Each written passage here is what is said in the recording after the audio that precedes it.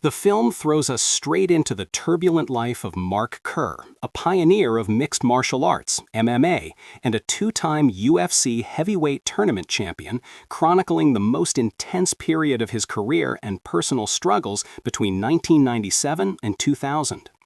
The opening scene is electric and sets the stage for the machine Mark Kerr becomes in the ring.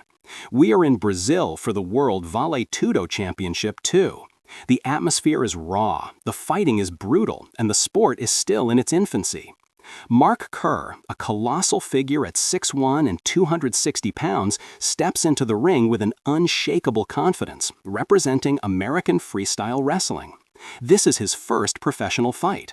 He faces Paul Farlin, who is even bigger at 6'8", 330 pounds.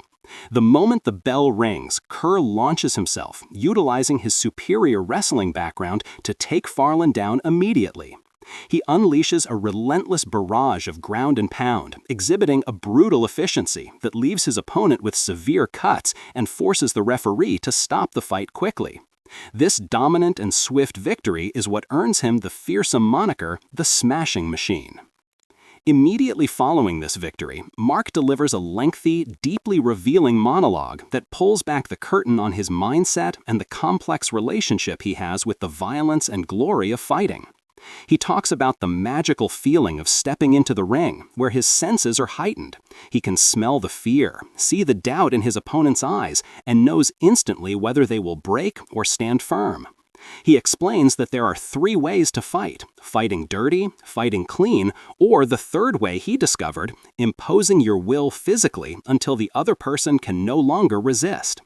He describes the rush of victory as feeling like a god, a sensation so powerful that nothing else in the world, no relationship or material possession, can possibly compare. This insight is a crucial, early moment in the film, establishing that Mark isn't just seeking a win, he is desperately chasing an external validation and an internal feeling that only ultimate combat can provide. As his career ascends, moving from the rough and tumble of early MMA to the bigger stage of the UFC and eventually the prestigious Pride Fighting Championships in Japan, the physical toll of being the Smashing Machine begins to manifest. Each fight brings excruciating pain and injuries. To manage this relentless cycle of damage and fast turnarounds, Mark becomes dependent on the opioid painkillers prescribed by his doctors. What starts as necessary medicine to dull the pain and accelerate recovery quickly spirals into a full-blown addiction. The film visually captures the transition from a simple pill to the desperate, lonely act of injecting narcotics. Intercut with his fighting triumphs are scenes of his tumultuous home life in Phoenix, Arizona, with his girlfriend, Dawn Staples, played by Emily Blunt. Dawn is a deeply flawed character, struggling with her own journey as a recovering alcoholic. Their relationship is volatile, fraught, and codependent. Dawn needs Mark for stability, yet she also resents the demands of his life, while Mark depends on her for comfort but keeps her at arm's length from his alpha male professional world. Their lives become a tense balancing act between attempts at sobriety and mutual relapse, with the walls of resentment growing taller between them. We see their constant, petty arguments, Dawn's desire for a different life, Mark's quiet retreat into his own head, and his dependence on her despite his resentment. The addiction soon takes over, becoming more dangerous than any opponent in the ring. The internal chaos Mark describes is now visible. A pivotal scene involves a fight where Mark's performance is compromised. He is disqualified after a violation, resulting in a no decision or a loss/near loss depending on the source, but fundamentally a failure. This professional setback fuels his spiral further. He is consuming an alarming amount of narcotics. The breaking point comes with a horrific scene of Mark's overdose. The film portrays this moment of crisis, where the seemingly indestructible Smashing Machine is found passed out and unresponsive. In the film's narrative, this is often depicted through a frantic phone call between Dawn and Mark's close friend and rival, Mark Coleman, highlighting the desperate chaos of their life. Coleman, a pillar in the MMA community, is the one who visits Mark in the hospital. In a stark and non-judgmental moment, Coleman delivers the hard truth. Mark must make a change, or his life is over. Mark, humbled and broken, agrees to seek help. Mark enters rehab. This period of focused recovery, while essential for his survival, places an unbearable strain on his already fragile relationship with Dawn. Both are fighting their own demons, Mark for sobriety, Dawn against her own loneliness and alcoholism. Unable to handle the emotional toll and feeling abandoned and bitter, Dawn makes the painful decision to leave Mark.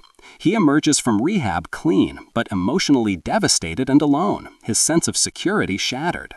Determined to rebuild his life and career, Mark makes a clean break and travels to train under the legendary Dutch fighter Boss Rutten, playing himself. Under Boss's disciplined and focused coaching, Mark undergoes a profound physical and mental transformation. He is once again in peak condition, the sharp, focused fighter he once was.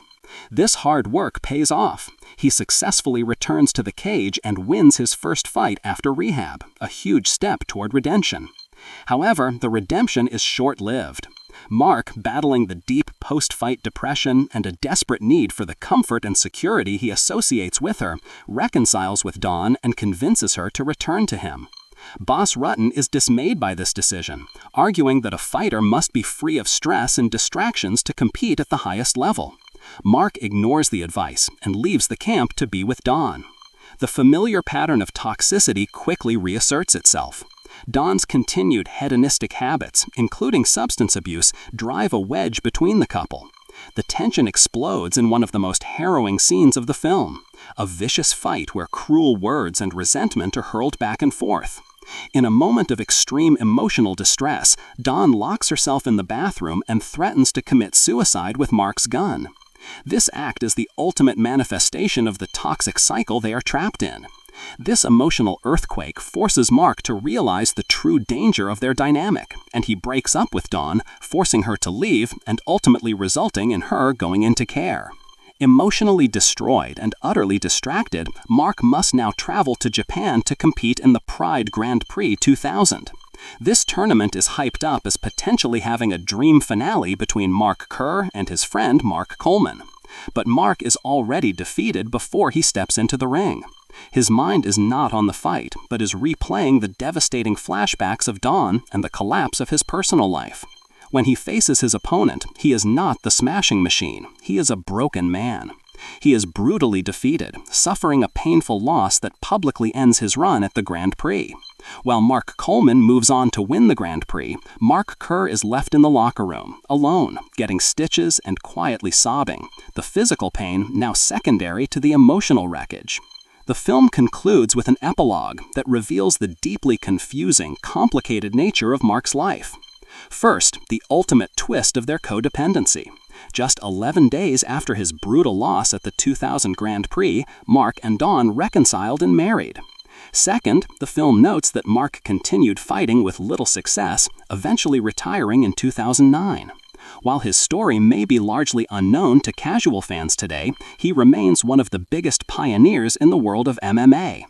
The final message is a poignant, detailed look at a generational talent who could not fully achieve his destiny, ultimately defined by his internal battles and self-destructive tendencies rather than just his victories in the cage.